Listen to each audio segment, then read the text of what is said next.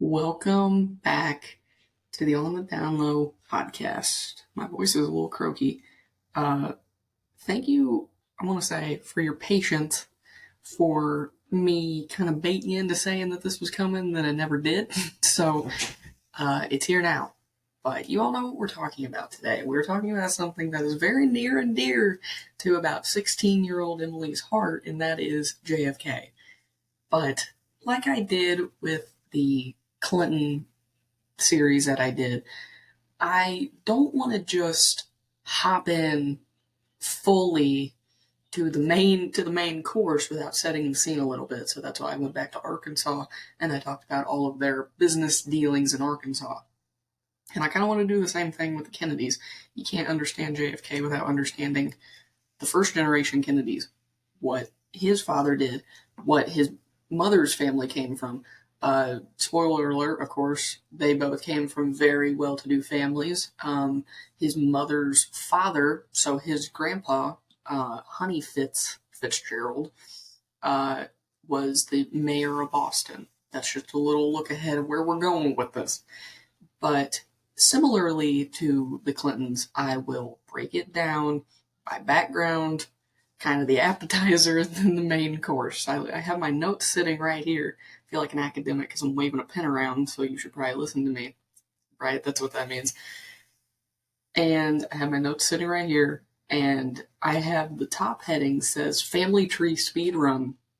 Then after I'm done with that, it literally the next topic after that says, with the table set, let's eat.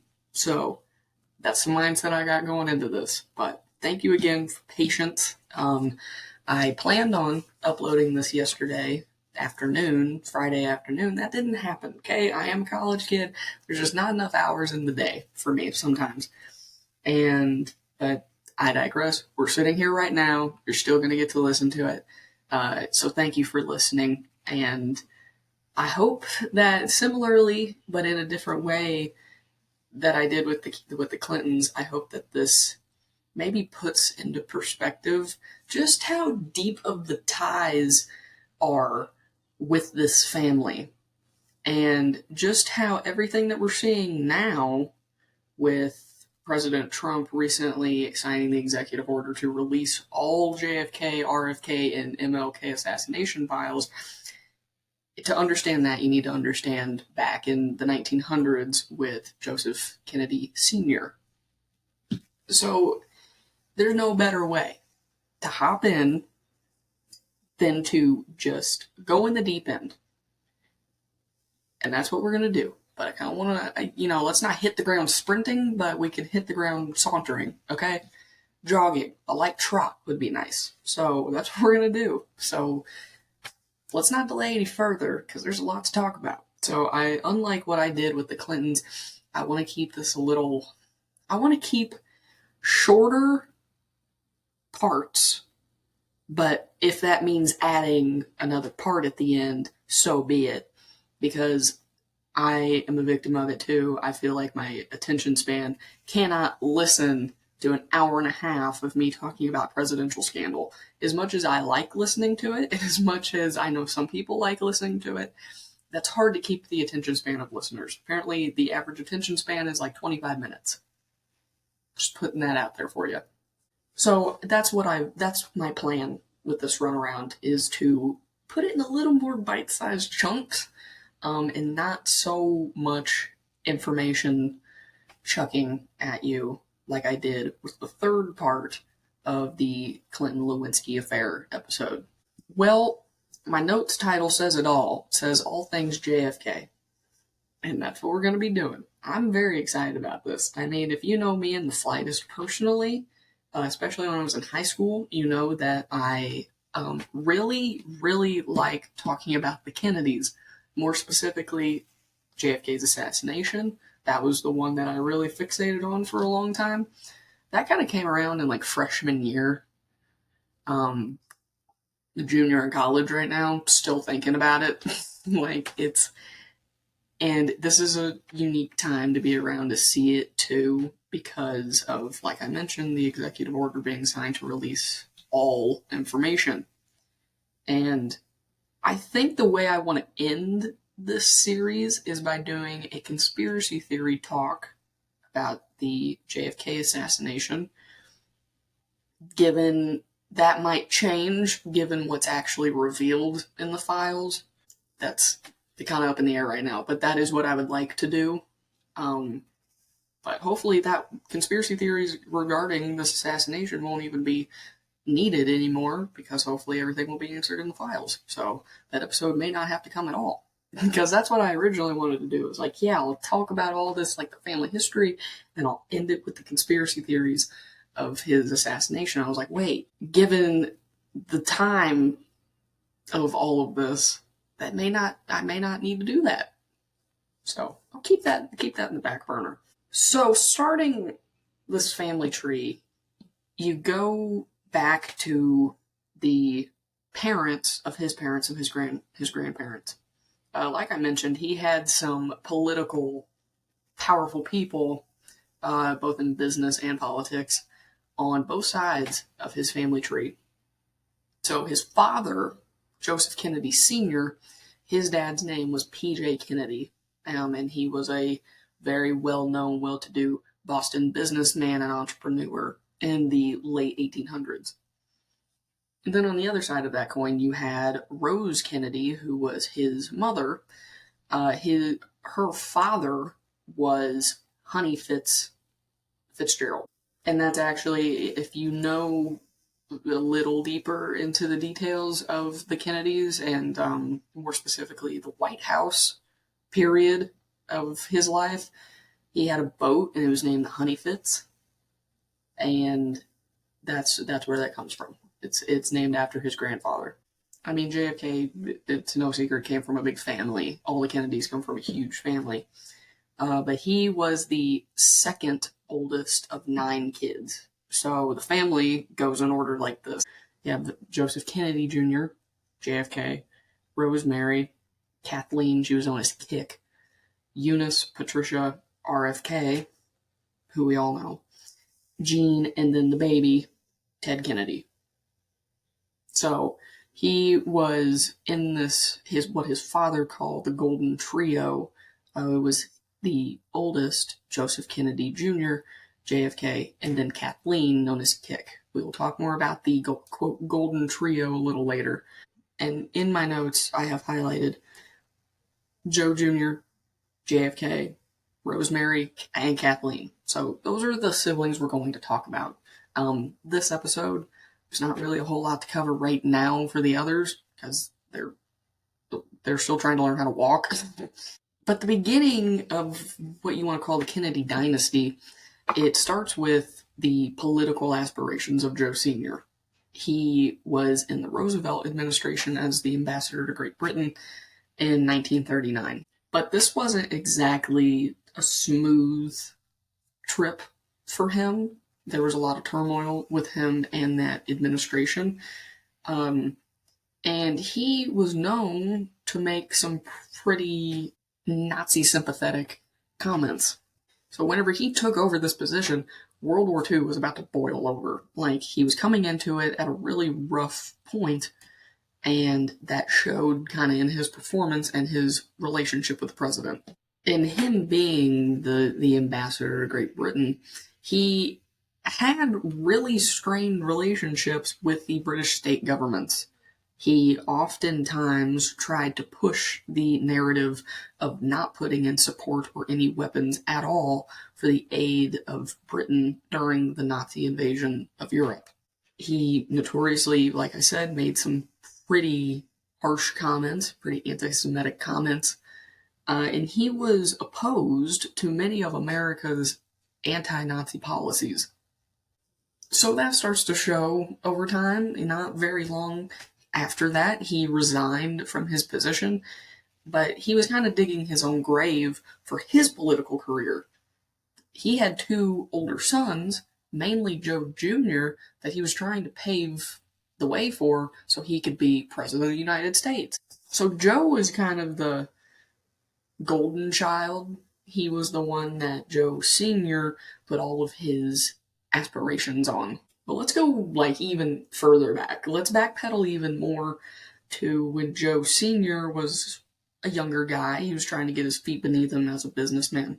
And similarly to when I did this about the Clintons, there's nothing I had to learn from scratch. Like, I've been learning this over the past 5 years. This is some information I've come very familiar to. And I just kind of had to put some bullet points together of exactly where I wanted to talk about in the timeline. So there was nothing I was like learning from scratch here. It is said that Joe, whenever he was about 30 years old, or close to 30 years old, he wanted to make his first $1 million by 30.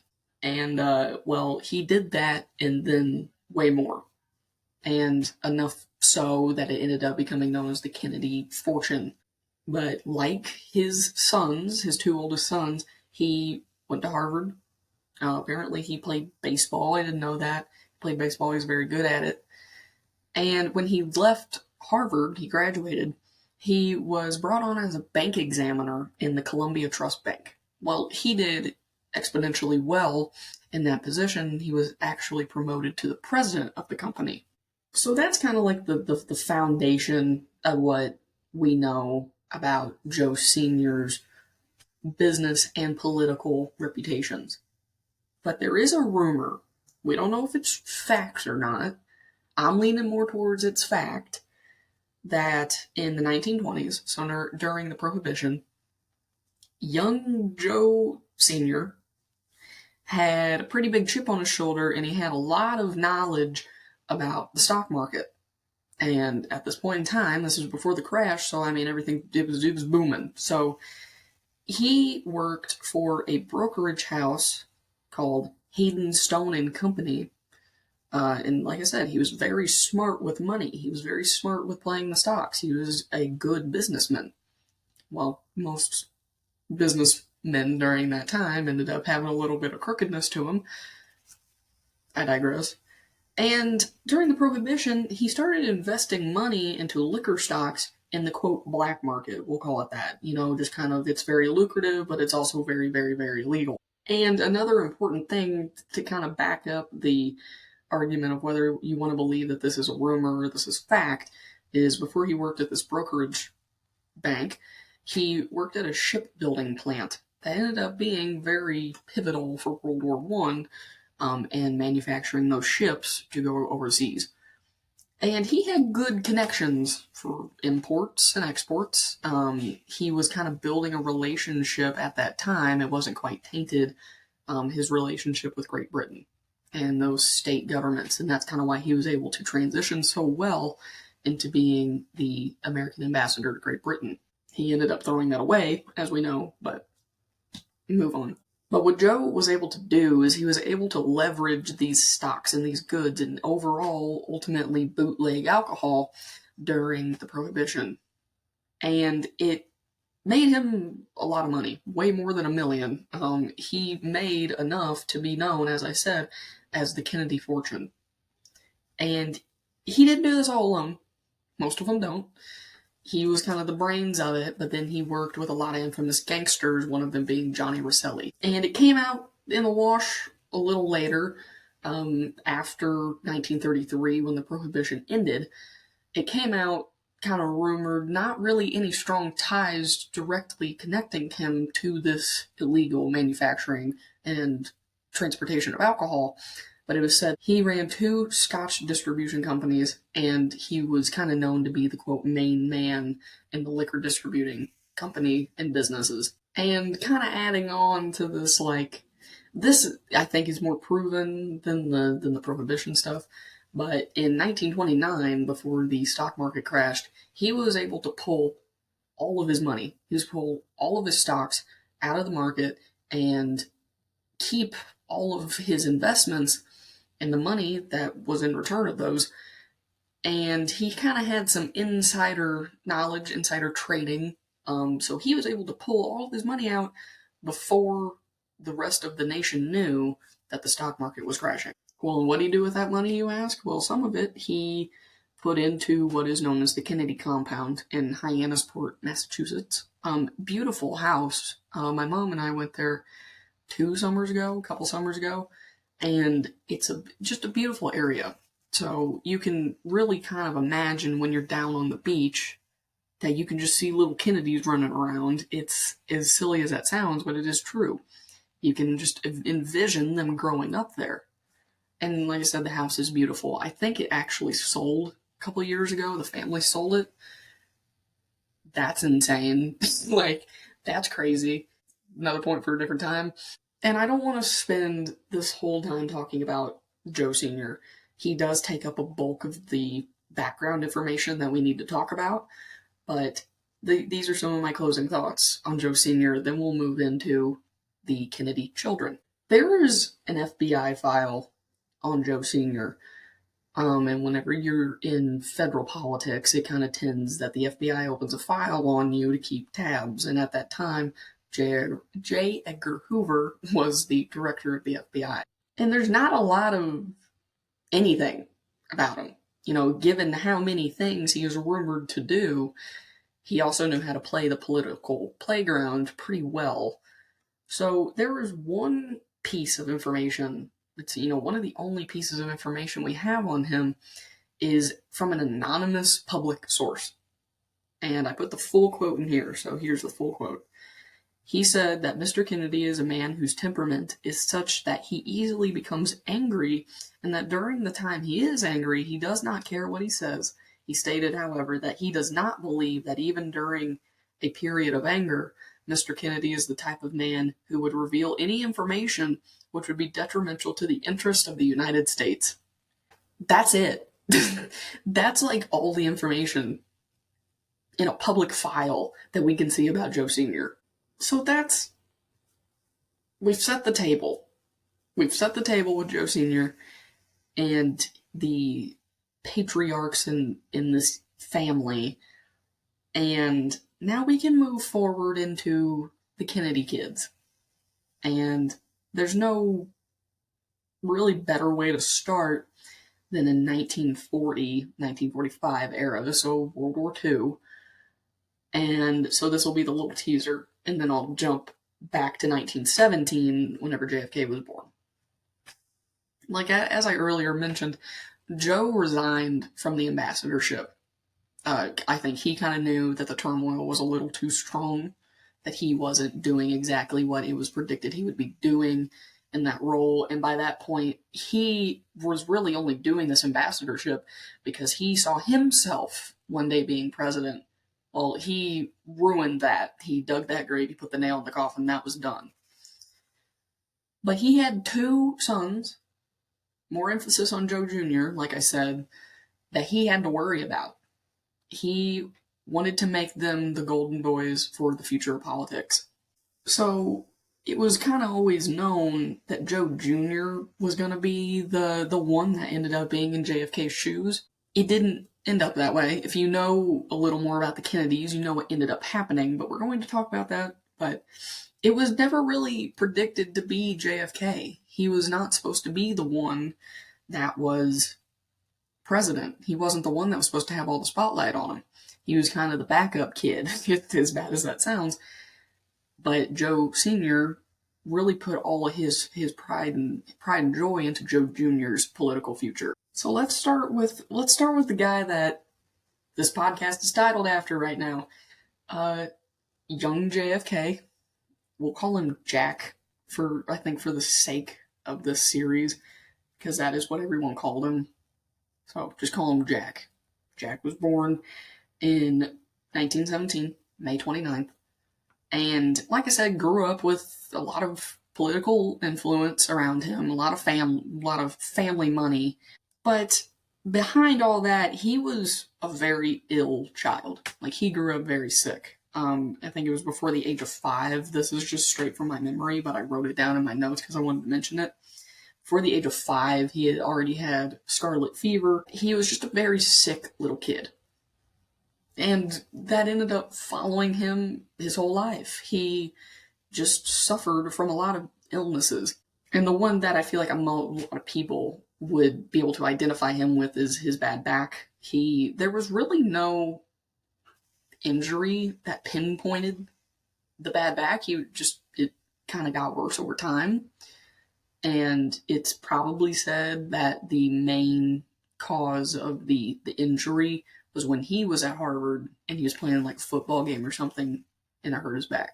And then it probably also didn't help whenever he went to the Navy. And his medical history and his medical records didn't leave him alone his whole life. And it really hurt him whenever he was trying to get into the Navy. They turned him down, but of course, with Joe Sr.'s political influence, he was able to kind of fudge some of the medical records and get people to approve it and let him enlist. So that's kind of the early up to college childhood of JFK. I mean, there's not a whole lot of spectacular stuff to talk about there. But there is one, and kind of addressing the elephant in the room. We will talk about this way later. I read a book a year or so ago. It was called The Dark Side of Camelot. And it just detailed all of the dark sides of JFK and the things that weren't talked about in the media, weren't talked about anywhere, and were really kept under wraps. And one of those was women. And the Secret Service's role in keeping these women quiet, making sure that nothing got out about JFK being a womanizer. And I will discuss that later on. That's probably going to be like part 3. That'll probably be towards the end. But that's a big portion of how people know him and how people relate the things they've heard back to him as a president. So it's a big portion that we need to talk about. But this didn't just start whenever he was in the presidency. I think I mentioned that whenever I was talking about Bill Clinton, is it followed him in his early political career and really got bad whenever he was governor of Arkansas, and then we know what it blew up into whenever he was president. But JFK's kind of altered relationship with women started when he was pretty young, like 14, 15 years old, because Joe Sr. was not a good man in really many forms. And he would often, it is said, I think I read it in the book, that he would give his son his mistresses to do anything he wanted with. I mean, that's such a weird thing to think about. You know, the father is already not faithful to his mother, and then there's their son who's doing the same acts with a woman that his father was unfaithful with. It's a weird little web right there. But that ends up coming back. I will do probably a little more of a deeper talk on that. Not, like I said, not all the gritty details. You know, I don't want to, that's not my intent here. If you want to hear all the inappropriate detail, go read some books, go watch some documentaries. I said the same thing about Bill Clinton. Like, I'm not here to make you uncomfortable. I'm here to bring up facts that will end up coming back in the future. So let's get back to the timeline. So we're in 1941-ish. JFK is about to graduate college, but we have some siblings we need to do some catching up on. So as I mentioned, we're going to talk about Joe Jr., JFK, Rosemary, and Kathleen. So you may know the name Rosemary Kennedy. If you do a little more digging about the Kennedys, you may know her name, but you may not know exactly what happened to her. So Rose was the third oldest of the 9 kids, but there were some complications whenever she was delivered as a baby. The doctor who was supposed to be performing the delivery was running late, and the nurse that was on staff at that point, in an attempt to keep the baby in the birth canal, held her in place, and that ended up cutting off a lot of oxygen to Rosemary's brain, and it caused a lot of severe mental disorder. So a majority of her young life, I mean, we're looking at about, teenage to about 20-year-old, she had some pretty bad brain damage. She had horrible episodes, tantrums, through fits, just really, really bad lash outs. And long story short, Joe Sr. had a political reputation to preserve for his two golden boys, so she got sent to a girls' boarding school, and it was said that they visited her pretty often, but when she got older, probably in her early 20s, she got a lot harder to maintain. The fits in the episodes got a lot more intense, so they finally had to consult a surgeon or a doctor. And in 1940, mental illness was pretty stigmatized. It wasn't something that a lot of people were completely open and comfortable talking about or even accepting. So what happened was Joe went to the doctor that had been pretty familiar with Rosemary and all of her brain damage incidents, and the doctor recommended a lobotomy. And I mean, needless to say, I feel like the percentage of lobotomies that actually worked was like 90% to 10% actually worked. Like, if you go back and read some like first person accounts from the parents that had their children lobotomized, it's mainly you're seeing, yeah, my child is like nonverbal now. Or the rare case of like, yeah, they're completely better. They're, no problem. Most of them are the case of they are incredibly disabled now. So that was, Rosemary's was no stranger to that. She had a horribly botched lobotomy, and it left her majorly disabled. And it is said that she had the emotional and the mental complex of a 2-year-old after that.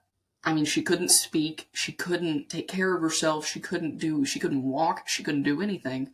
So her father, the great Joe Sr., shipped her off to Wyoming in a boarding school and a psychiatric hospital, and never talked to her again. That was in 1940, that was the last time that Joe had talked to his daughter or even seen her. And I read in an article yesterday, as I was kind of putting more notes together, that Rose, their mother, went to visit Rosemary after her husband Joe had had a huge stroke. He had left him probably about the same capacity. He couldn't speak, he couldn't do anything. And Rose went to visit Rosemary, their daughter, and the only way she could react was like when you see a child throw a fit, kind of very emotional and throwing, flailing. That was the only way that Rosemary could portray how she felt about what her parents had done and the fact that she hadn't seen her family in multiple decades. So that's Rosemary. But as I previously mentioned, there was something that Joe called his golden trio, and that was made up of Joe Jr., Jack, and Kick.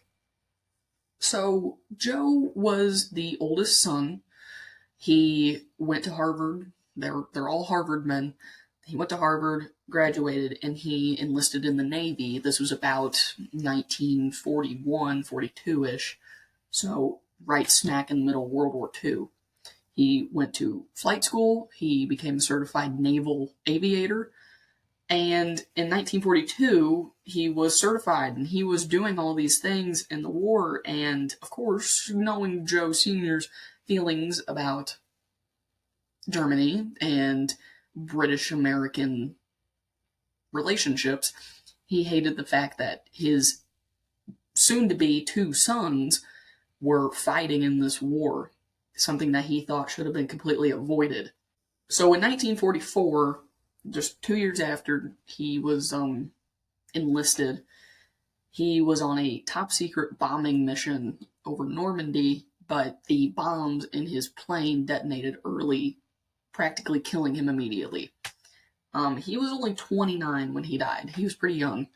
And that's the start of, I do want to talk about the Kennedy curse, because that's crazy. I don't know if anyone knows what that is. If you do, we're going to talk about it, because that is a really weird it's a conspiracy theory, but I mean, it deals with the whole family and anyone that's connected to the family. And like, in the end, like, just the first thing that came to mind was Jackie Kennedy, whenever she was married to, I don't remember his first name. Onassis, that guy. His son ended up dying in a car crash. Like, it's just these weird, catastrophic events that happen that end up being lethal, that end up being fatal. So we'll talk about that. We'll go through all of the weird little quirks, because if you look at a family tree of the Kennedys, of people connected to the Kennedys, most of them have died for very bizarre, catastrophic reasons.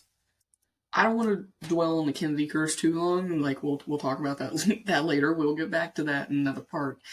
But we need to talk about Kathleen now. Kathleen was the fourth oldest sibling, and Kathleen was set to marry a British diplomat.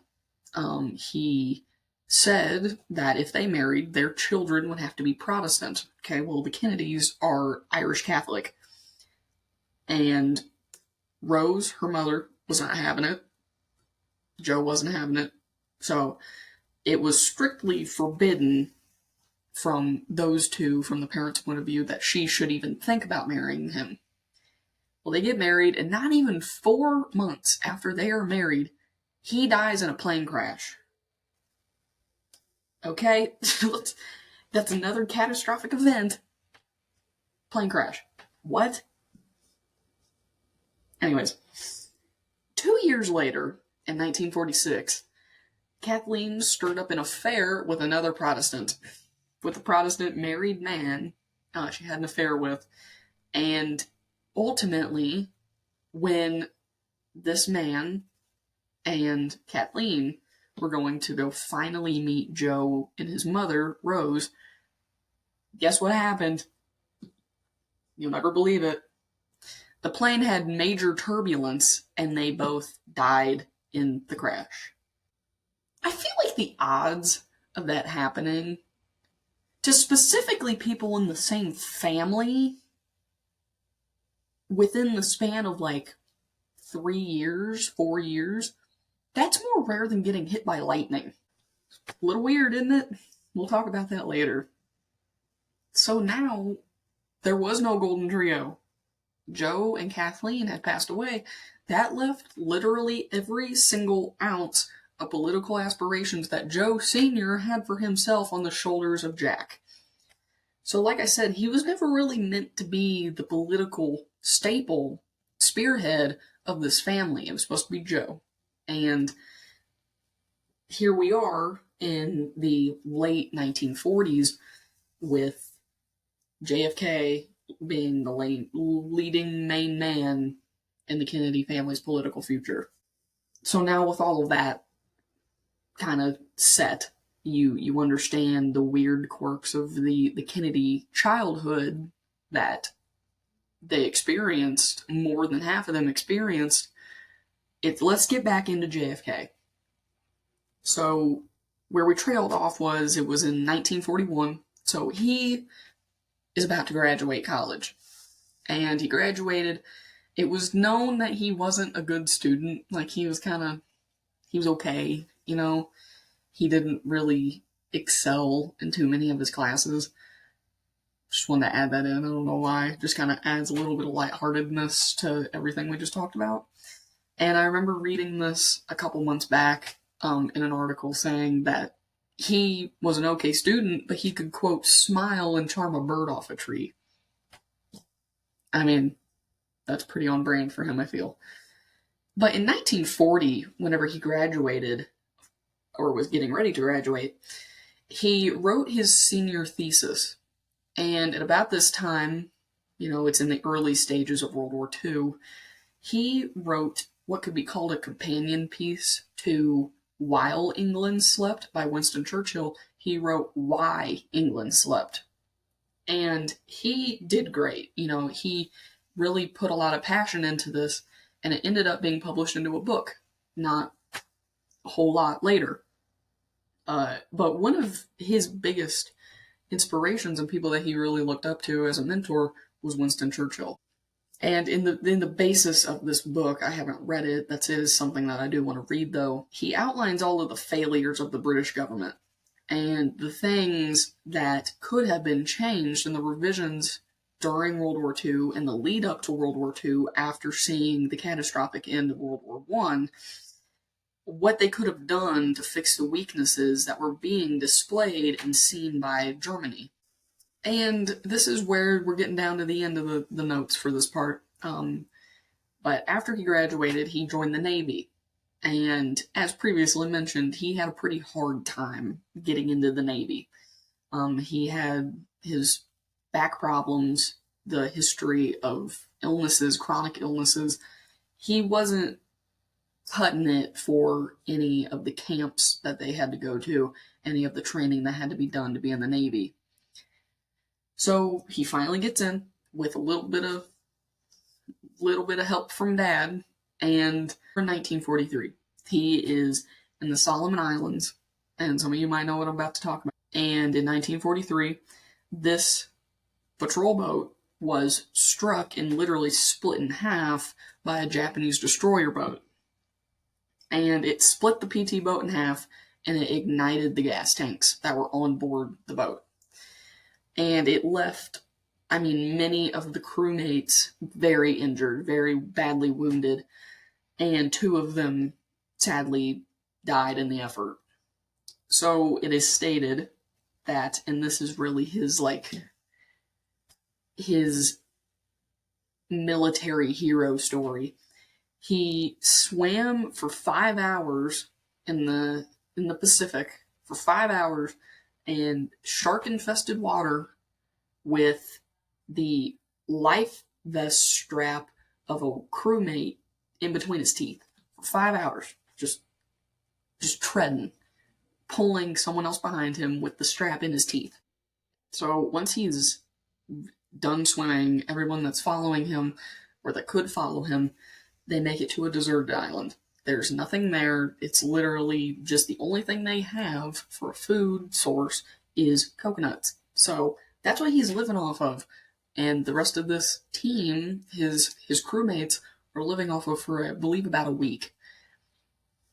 So what he ends up doing, and what ends up saving everybody, is he takes a coconut shell and carves into the coconut shell, the basics of like PT 109, Kennedy, 11 Alive, things like that, like giving a sign to whoever can help that this is where they are and this is the amount of people they have and what's going on. So that ended up floating ashore to where American soldiers were, and they were able to be saved. And that is like the craziest situation. It's like circumstantial luck. And that actually in the White House, we're kind of derailing now, and we're just doing fun little facts. In the White House, you can see in some pictures of him if he's at his desk or just the desk by itself, he had that coconut shell was like embossed in like a wooden, it was like a wooden base, and then it had the epoxy around it, and it was that coconut shell, and he used it as a paperweight on his desk whenever he was president. So that's just I feel like that's a good way to end that. Is like, this is how he kind of made a name for himself as a military hero, and he had plans of going into politics. That played very well to his advantage. So that was about 45 minutes worth of information. I think that is a good place to stop it. Cutting it right here. Next time we will pick up with his early political days. We'll kind of hop into him meeting Jackie, and I kind of want to do a little bit of hopping and bopping around with his early affairs. That is going to be a big portion of this series. As I mentioned, a lot of people relate his presidency and him as a person to his infidelity. As sad as that is, that's how a lot of people relate back to him. So, I'm going to end it here. But also something I want to do before I completely end it. I believe it was last month I said that I wanted to start a monthly, bi-monthly book review. uh, that just sounds so funny to me. It sounds like I'm like 50 years old. It's like, I'm doing a book review. But I am 50 years old, you know. The book I'm reading right now is The President is Missing by James Patterson and Bill Clinton. So it's, right now it's kind of slow. I'm going to be 100% honest, but there is like 120 something chapters, and I'm on like chapter 20. So it's actually kind of interesting right now because it's it's outlining from the point of view of a previous president. It's outlining kind of the realism of what goes on in the White House. And I remember seeing that book in the bookstore and thinking, like, okay, this might be good. It sounds good. And then I actually looked it up on Google, and it was like written by James Patterson with the realism from Bill Clinton, which how real that may be, we don't know. But I can see where it's going. It's a little slow right now. Um, but I will do another little review of it. And then I'm kind of double dipping in books right now. Another one I'm reading is The President's Man. It is about Henry Kissinger, who was the main aide for Richard Nixon during his administration, and kind of at the end, towards around the time that Watergate was getting a little too much to handle, and Nixon was completely reclused from his team. He wasn't really leading a whole lot of the country anymore. Henry Kissinger was the one that stepped up, him and David Chaplin. So I haven't really dove too deep into that one, but I think The President is Missing is going to be a good book. Maybe I just need to be a little more optimistic about it. But that's all I got for this episode. Thank you for listening. I know background information whenever it comes to politics is not the most interesting thing. I know why some of y'all are listening. You want to hear the gritty little details. Same thing with the Clinton-Lewinsky affair. It was so funny because I can see the views, the analytics of the people watching, and I can see like the interest times of like when people watch the most or whenever they kind of turn it off at certain points. And then I would go back in the third part of the Clinton Lewinsky affair episode, and I could see the time spikes of whenever I was talking about certain things or whenever I was playing an audio clip. I could see people being more interested in those than any of the other information. It's just kind of funny. But that is just how, as humans, that's just how we work. We want to hear the weird detail. And I'm no stranger to that. So that's all I got right now. Bear with me until we get into a little more of the interesting, juicy stuff. But follow me on the socials if you have not already, On the Down Lowe Podcast on Facebook and On the Down Lowe Pod on Instagram. If you're watching this on YouTube, there's Spotify too. It's just On the Down Lowe Podcast. And if you're on Spotify, there's a YouTube. So the inverse links will be posted, respectively, in the bios of those videos. So thank you for listening. I hope you are going to file appropriately into the series. It's a pretty similar setup as before, but that's all I got. And until next time, y'all take care.